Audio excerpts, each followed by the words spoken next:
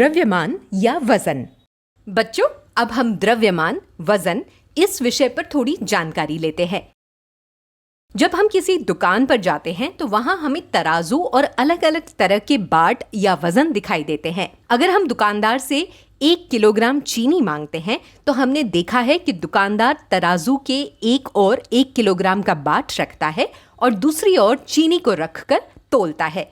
इसलिए किलोग्राम वजन को मापने की इकाई है। आइए इसे हम राहुल और उसकी माँ की बातचीत से समझते हैं। राहुल की माँ ने उसे किराने की एक सूची दी और सामान लाने के लिए कहा। माँ, किग्रा का अर्थ किलोग्राम होता है ना? हाँ, किलोग्राम को उसके छोटे रूप में किग्रा लिखते हैं। माँ, ग्राम मतलब कितना होता है? बेटा, ग्राम किलोग्राम से छोटी इकाई है। जो वस्तुएं हम अधिक मात्रा में लाते हैं उन्हें किलोग्राम में मापा जाता है। उदाहरण, चावल, चीनी, दाल, पोहा, और जो वस्तुएं हम कम मात्रा में लाते हैं उन्हें ग्राम में मापते हैं। उदाहरण, इलायची, लौंग, मसाला। अलग अलग वजन करने के लिए दुकानदार के पास अलग अलग तरह के वजन या बाट होते हैं।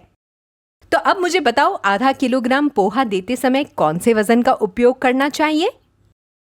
1 किलोग्राम मतलब 1000 ग्राम। उसका आधा मतलब 500 ग्राम। इसलिए 500 ग्राम के एक वजन का उपयोग किया जाना चाहिए। बिल्कुल सही। यदि मुझे 1 पाव चाय की पत्ती चाहिए हो तो उसके लिए दुकानदार कौन से बाट का उपयोग करेगा? माँ, पाव आधे का आधा होता है। 500 का आधा 250 होता है। इसलिए उसे 200 ग्राम के एक और 50 ग्राम के एक बाट का उपयोग करना पड़ेगा।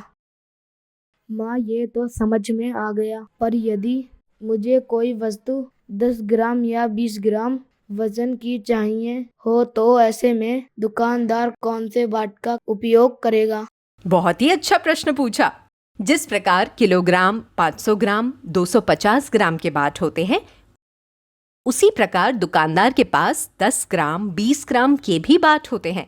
इनकी सहायता से वो आसानी से ऐसी वस्तुओं का वजन कर सकता है।